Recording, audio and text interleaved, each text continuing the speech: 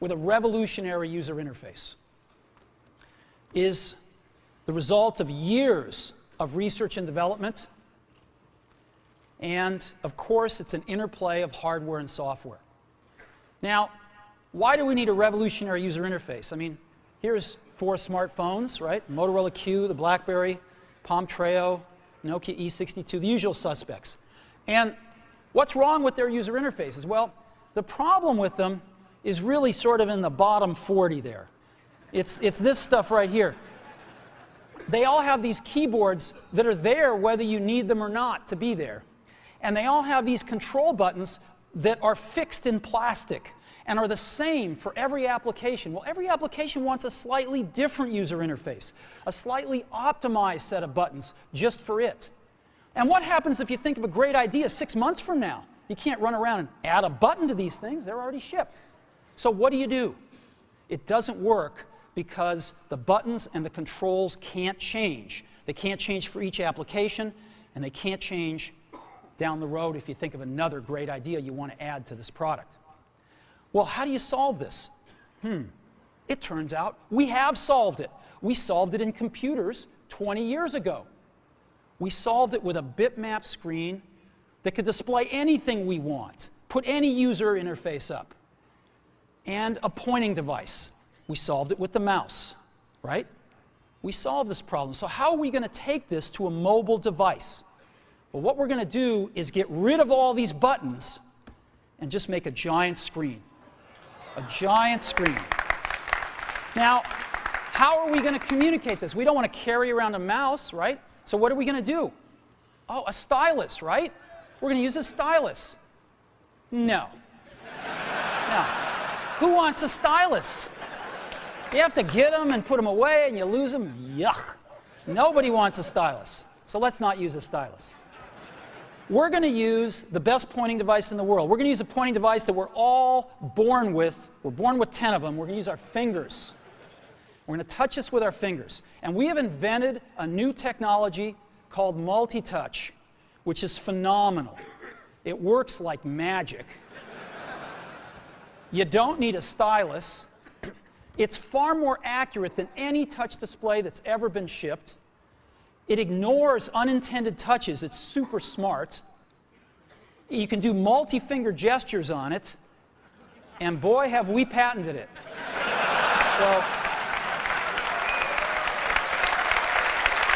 So, we've been very lucky to have brought a few revolutionary user interfaces to the market in our time. First was the mouse. The second was the click wheel. And now we're going to bring multi-touch to the market. And each of these revolutionary user interfaces has made possible a revolutionary product. The Mac, the iPod, and now the iPhone. So, a revolutionary user interface. We're going to build on top of that with software. Now, software on mobile phones is like, it's like baby software. It's not so powerful. And today, we're going to show you a software breakthrough. Software that's at least 5 years ahead of what's on any other phone. Now, how do we do this? Well, we start with a strong foundation. iPhone runs OS X. Now,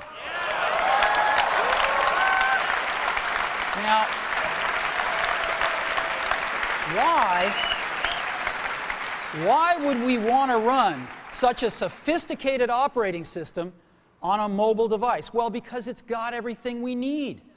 It's got multitasking. It's got the best networking. It already knows how to power manage. We've been doing this on mobile computers for years. It's got awesome security. And to write apps, it's got everything from Cocoa and the graphics, and it's got core animation built in, and it's got the audio and video that OS X is famous for. It's got all the stuff we want, and it's built right in to iPhone. And that has let us create desktop-class applications and networking, right? Not the crippled stuff that you find on most phones. This is real desktop-class applications. Now, you know, one of the pioneers of our industry, Alan Kay, has had a lot of great quotes throughout the years. And I ran across one of them recently that explains how we look at this, explains why we go about doing things the way we do, because we love software. And here's the quote: "People who are really serious about software should make their own hardware."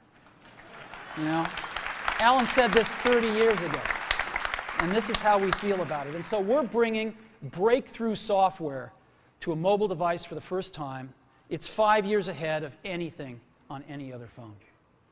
The second thing we're doing is we're learning from the iPod, syncing with iTunes. You know, we're going to ship our 100 millionth iPod this year, and that's tens of millions of people that know how to sync these devices with their PCs or Mac and sync all of their media right onto their iPod, right? So you just drop your iPod in, and it automatically syncs. You're going to do the same thing with iPhone. It automatically syncs to your PC or Mac right through iTunes. And iTunes is going to sync all your media onto your iPhone, your music, your audiobooks, podcasts, movies, TV shows, music videos, but it also syncs a ton of data. Your contacts, your calendars, and your photos, which you can get on your iPod today, your notes, your bookmarks from your web browser, your email accounts, your whole email setup, all that stuff can be moved over to iPhone completely automatically. It's really nice. And we do it through iTunes. Again, you go to iTunes and you set it up, just like you'd set up an iPod or an Apple TV. And you set up what you want synced to your iPhone. And it's just like an iPod. Charge and sync. So sync with iTunes. Third thing I want to talk about a little is design. We've designed something wonderful for your hand. Just wonderful. And this is what it looks like. It's got a 3.5-inch screen on it. It's really big. And it's the highest resolution screen we've ever shipped. It's 160 pixels per inch. Highest we've ever shipped. It's gorgeous. And on the front, there's only one button down there. We call it the home button. It takes you home from wherever you are. And that's it. Let's take a look at the side. It's really thin. It's thinner than any smartphone out there at 11.6 millimeters. Thinner than the Q, thinner than the Blackjack, thinner than all of them. It's really nice. And we got some controls on the side. We got a little switch for ring and silent. We've got a volume up and down control. Let's look at the back. On the back, the biggest thing of note is we got a 2-megapixel camera built right in. The other side, and we're back on the front. So let's take a look at the top now. We've got a headset jack, 3.5 millimeter. All your iPod headphones fit right in. We've got a little tray for your SIM card. And we've got one switch for sleep and wake. Just push it to go to sleep, push it to wake up. Let's take a look at the bottom. We've got a speaker, we've got a microphone, and we've got our 30-pin iPod connector. So that's the bottom. Now, we've also got some stuff you can't see. We've got 3 really advanced sensors built into this phone. The first one is a proximity sensor. It senses when physical objects get close. So when you bring iPhone up to your ear to take a phone call, it turns off the display and it turns off the touch sensor instantly. Well, why do you want to do that? Well, 1, to save battery, but 2, so you don't get spurious inputs from your face into the touch screen. Just automatically turns them off, take it away, boom, it's back on. So it's got a proximity sensor built in. It's got an ambient light sensor as well. We sense the ambient lighting conditions and adjust the brightness of the display to match the ambient lighting conditions. Again, better user experience, saves power. And the third thing we've got is an accelerometer, so that we can tell when you switch from portrait to landscape. It's pretty cool. I'll show it to you in a minute. So 3 advanced sensors built in. So let's go ahead and turn it on. This is the size of it. It fits beautifully in the palm of your hand. So an iPod, a phone, and an internet communicator. Let's start with the iPod. You can touch your music. You can just touch your music. It's so cool. You got a widescreen video. You can find your music even faster. Gorgeous album art on this display. Built-in speaker, and why not? Cover flow. First time ever on an iPod. And so rather than talk about this some more, Let me show it to you.